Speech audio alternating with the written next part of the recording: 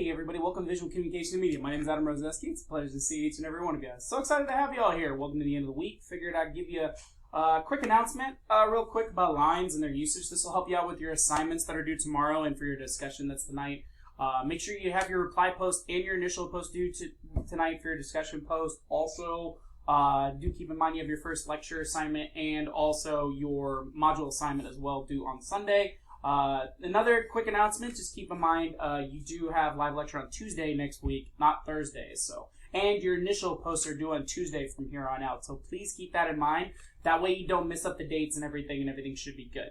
All right, let's talk about lines a little bit. So last week, pretty much earlier this week, we talked about sensory communication and the history of visual communication as a whole. However, we talked about the elements of sensory communication that messes with the senses pretty much to trigger those positive responses, right, for visual elements. So we talked about colors and how they affect different thought processes and how they're kind of played a part in organization. We talked about balance and pretty much overall general spatialization within how things are laid out. We talked about those elements and how they kind of play a part with people understanding visuals.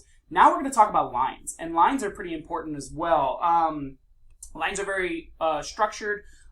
Excuse me. And lines tend to give a lot of point of view, and they help frame things a lot of times. And that's what we're going to be focusing on for this announcement, and let's go from there. So a line is just one of the basic elements of visual communication. They direct the flow of content, they divide space, and they have an emphasis on specific areas. That's why when you see a lot of times you see things in borders or like directional flow of lines that make you look at a specific area, they're meant to guide your eyes to see specific things, especially if they're like bolded or highlighted in a specific way. They tend to do that. And each type of line represents different kinds of moods or senses a lot of times. So if you think about it, when you take a look at these things and you take a look at lines, they have their own kind of personality on how they're kind of used specifically. So let's talk about that a little bit more in detail. Straight lines, they give the impression of strictness and rigidity, very organized, very spaced out properly. Groups and companies or people like to use straight lines to showcase organization and reliability. They also like to showcase trustworthy, to know that this is pretty much an okay play, very professional in a lot of ways. So you tend to see straight lines used to showcase formality and structure a lot of times. Now, curved lines tend to show playfulness and grace. These lines are more flexible, and groups and companies use these to show security or to put viewers at ease. They're also meant to be used for like fun elements. You tend to see them in a lot of design structure. You also tend to see them a lot in a lot more interactive design as well, and also just for fun organizational elements too. It's really cool. Now, you also have diagonal. Diagonal lines are cool, especially if you see a lot of them in a lot of ways. They're pleasant and stimulating to the eye. They help to direct viewers' eyes. However, you got to be careful, much like this image right here on the right. If you look at it very hard and you use too many diagonal lines in one area, it can cause confusion and tension on your eyes. And it can tend to lose focus real easily, and a little bit of it ends to do stress on the cornea. So you have to be careful about that. And they're used to promote exciting events, especially to highlight certain areas or to point your eyes in different areas, much like I talked about earlier.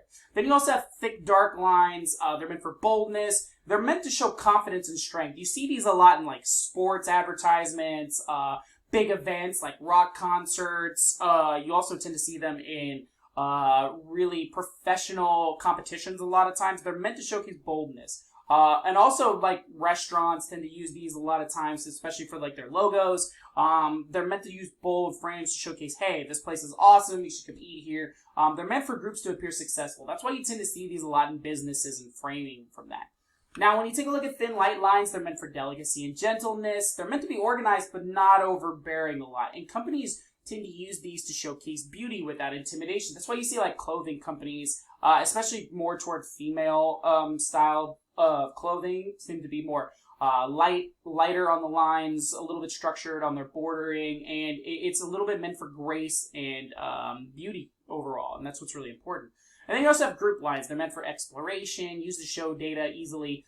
Companies use these to showcase numbers for research a lot of times, and that's how that works. So when you look at this and you take a look at all these elements, they're meant for data, and they're meant for this. So when you take a look at research data and structure, they're meant for factual elements that kind of tie into those points.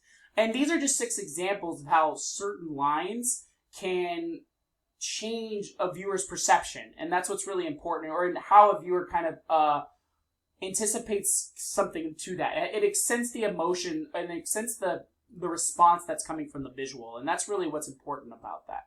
So other than that, that's all I got. I kind of give some heads up on your assignments earlier in this announcement, but other than that, that's all I got.